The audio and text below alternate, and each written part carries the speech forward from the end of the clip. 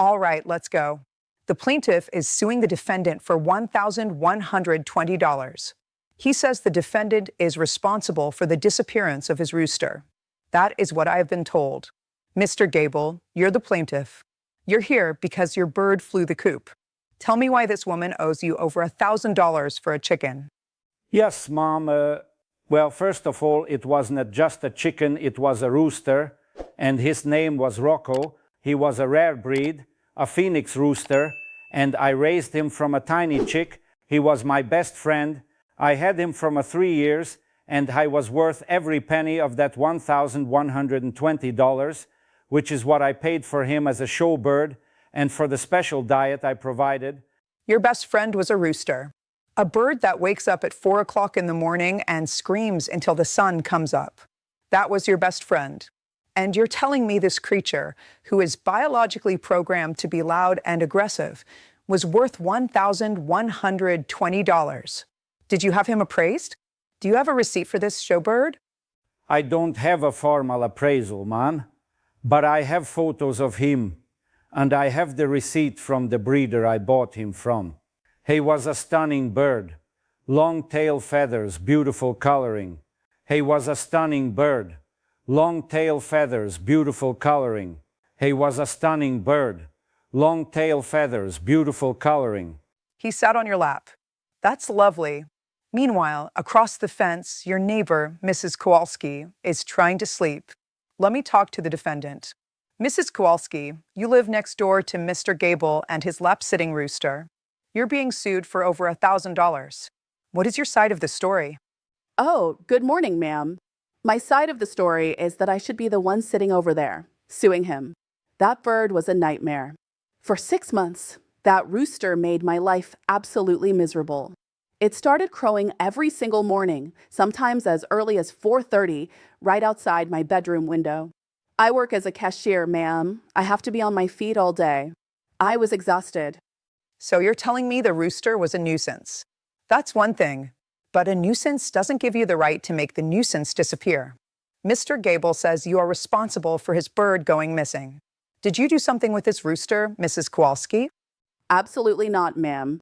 I didn't touch that bird. I wouldn't know what to do with it. But I'll tell you what I did do. I complained. Repeatedly.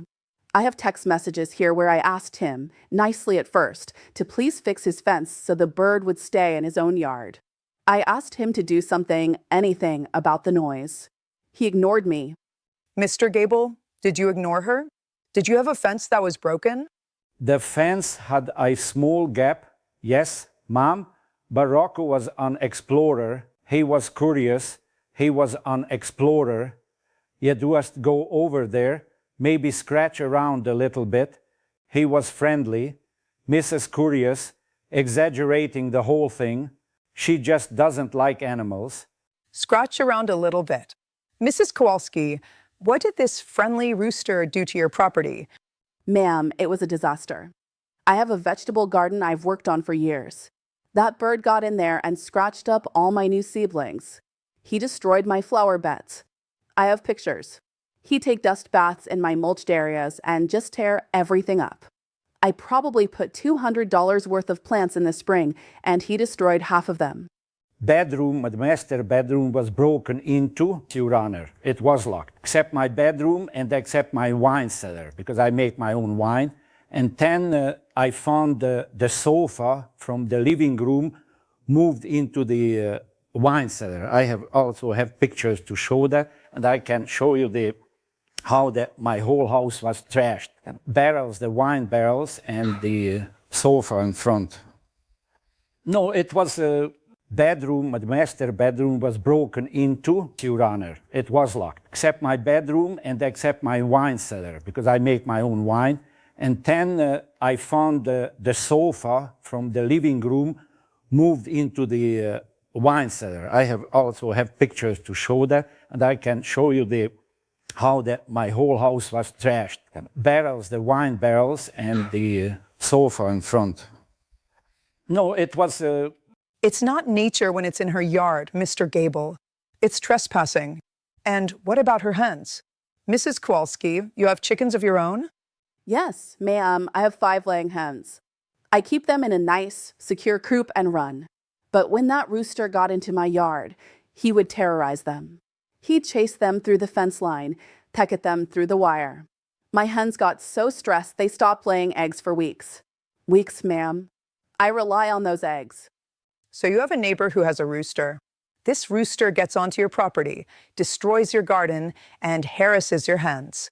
And you're telling me 6 months of this and you never did anything more than complain? You never called the police, never called animal control? I did call the township, ma'am. They said because it was livestock and we're in a semi-rural area, there wasn't much they could do about the noise unless it was at night. They suggested mediation. I tried to be a good neighbor. I didn't want a war. I just wanted him to control his animal. Mr. Gable, you heard her. She called the township. She sent you texts. You knew your bird was causing problems. What did you do about it? He put a little barrel on him wine cellar so she could hear him coming. I found was charming. A bell. You put a bell on a rooster that was already too loud, so she could hear him coming to destroy her garden. That was your solution. You're not helping yourself here, Mr. Gable. So, Mrs. Kowalski, you've got this feathered menace next door. Then, one day, the menace is gone. What happened? I don't know what happened. One morning, it was just quiet. I didn't hear him crow. I looked over the fence, and I didn't see him in his yard. I figured maybe Mr. Gable finally did something about him. I was just relieved, to be honest. I thought my ordeal was over. But it wasn't over, was it? Because your ordeal turned into a lawsuit. Mr. Gable, when did you notice your best friend was missing?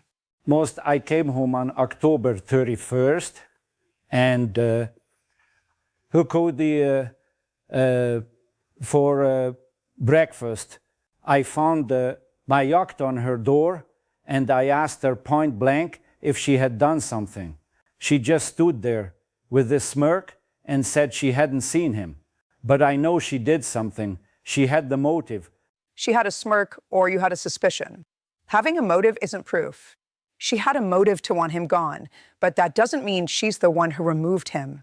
Do you have any proof at all that Mrs. Kowalski took your rooster or paid someone else to take him? I have proof of her anger, Mom. A week before had disappeared, she came over and we had words. That's and 10 and that. Mrs. Kowalski, did you threaten him? I was frustrated, ma'am. I had just found my vegetable patch completely destroyed for the third time. I went over there and I told him, this has to stop. You need to fix your fence and control your animal, or I'm going to have to take matters into my own hands. I meant I would call the township again, or a lawyer. I didn't mean I was going to steal his stupid bird. Mr. Gable, that's not a threat to steal.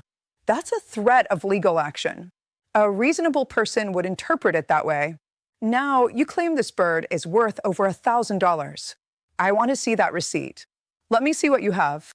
Yes, Mom, I have to explain, Your Honor, that the garage I converted to a wine cellar because I make my own wine.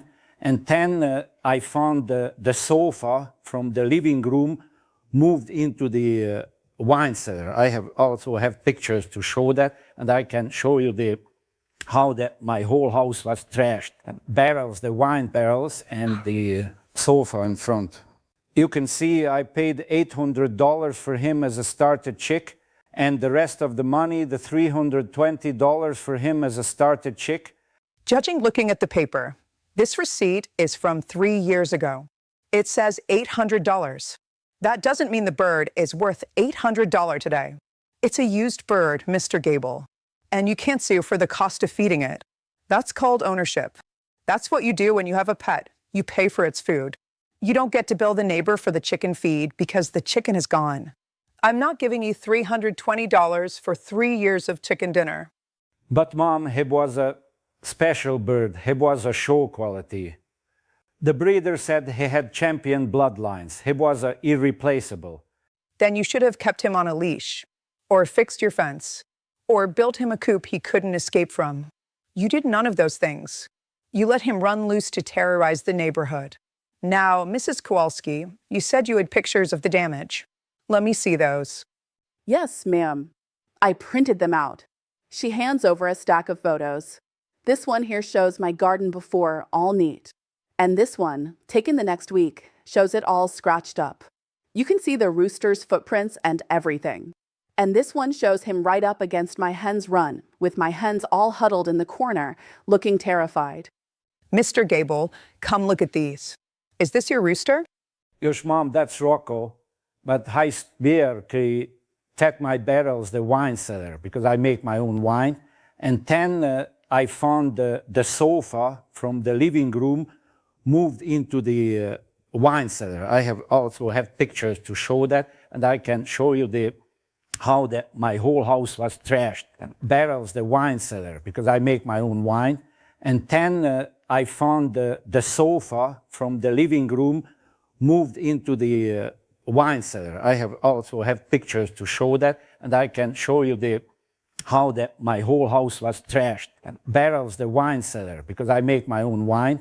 And then I found the sofa from the living room moved into it's not hurting anything.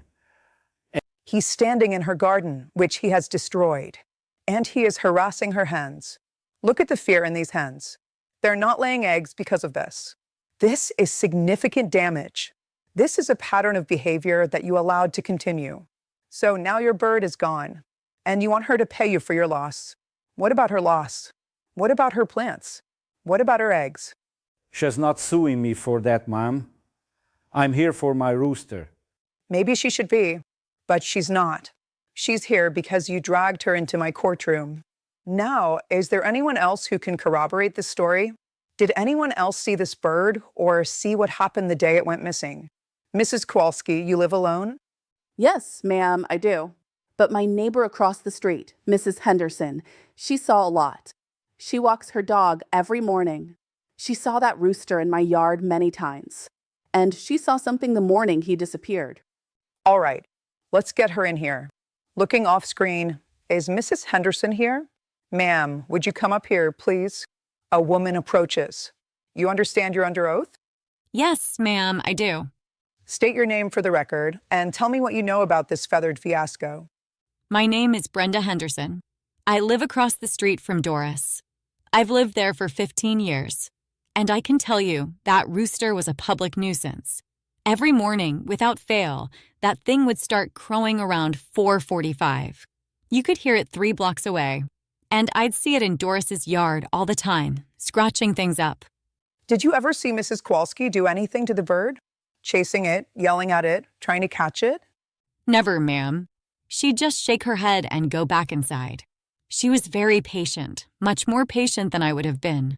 I saw her go over and talk to Mr. Gable a few times. She was always calm. He was the one who seemed dismissive. Mr. Gable, is this witness lying? She's obviously friends with Mrs. Kowalski. They're neighbors. They probably have coffee together. Of course, she's going to take her side. It's a conspiracy against my rooster. Oh, a conspiracy. A neighborhood conspiracy to get rid of one rooster. That's very organized. Mrs. Henderson, you said you saw something the morning the bird disappeared. What did you see? Yes, ma'am.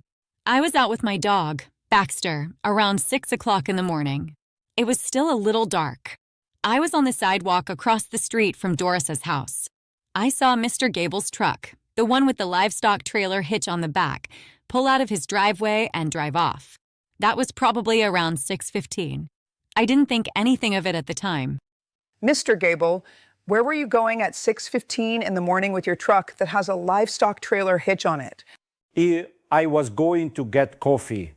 I go for coffee every morning. The trailer hitch, I have a small utility trailer, Mom, for yard work. It doesn't mean I was hauling livestock. That's a huge leap. It's a leap, but it's interesting timing. Your best friend, your companion, the bird that sits on your lap, goes missing, and the first thing you do is go get coffee at 6:15 in the morning? You didn't notice he was missing until breakfast time, you said. So at 6:15, you didn't know he was gone. You just went for a drive. Mrs. Henderson, did you see him come back? I saw his truck come back about an hour later, around 7:15 or so. He pulled back into his driveway. Say an hour. That's a normal. I converted to meats coffee. I converted to meats coffee. I can show you how my whole house was trashed. Barrels, the wine barrels, and the sofa in front. It's my routine. Mr. Gable, let me ask you a question. And I want a straight answer. Did you sell that rooster? Did you give it away? Did you do something with it because you were tired of the complaints and tired of dealing with Mrs. Kowalski? No, Mom. I can sofa from the living room, moved into the wine cellar. I also have pictures to show that, and I can show you how my whole house was trashed. Barrels, the wine barrels, and the sofa in front. No, Mom. I can sofa from the living room, moved into the wine cellar. I also have pictures to show that, and I can show you how my whole house was trashed. Barrels, the wine barrels, and the sofa in front. And the whole house was a mess, and the whole house was trashed. Barrels, the wine barrels, and the sofa in front. And the whole house was my friend. I found the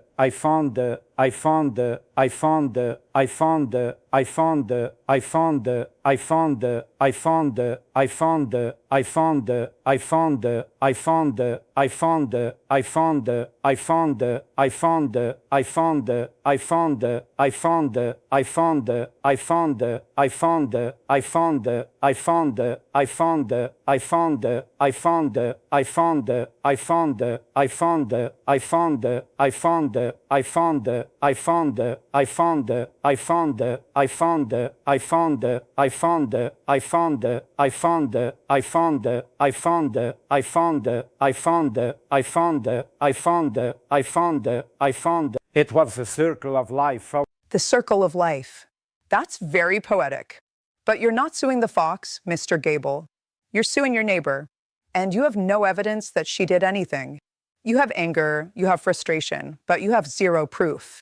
Mrs. Kowalski, I have a question for you. This bird is gone. Are you happy about it? Ma'am, I am relieved. I'm not happy he's gone if something bad happened to him. I wouldn't wish that on any animal. But I am happy that I can finally sleep past 5 o'clock in the morning. I'm happy my garden is safe. I'm happy my hens are calm and laying eggs again. I'm happy my life is peaceful. There's a difference between being relieved a problem is gone and being responsible for making it go away. And I haven't heard a single piece of credible evidence that Mrs. Kowalski laid a finger on that bird. Mr. Gable, you had a responsibility. You had an animal that was causing damage and disturbance to your neighbor. You failed to control it. You failed to secure it. You failed to be a good neighbor. But Mom, the principle of the thing, you can't just take someone's property because it's annoying you. You're absolutely right. But you haven't proven she took your property. You've proven she complained about it. You've proven it damaged her property. You've proven it harassed her hens. You've proven you did nothing about it. You haven't proven she stole your rooster. The photos she showed me are evidence of your negligence. The texts are evidence of your indifference. Mrs. Henderson's testimony is evidence that you were out driving around at 6:15 in the morning on the day your best friend disappears, which is curious, but it is not evidence that Mrs. Kowalski stole anything.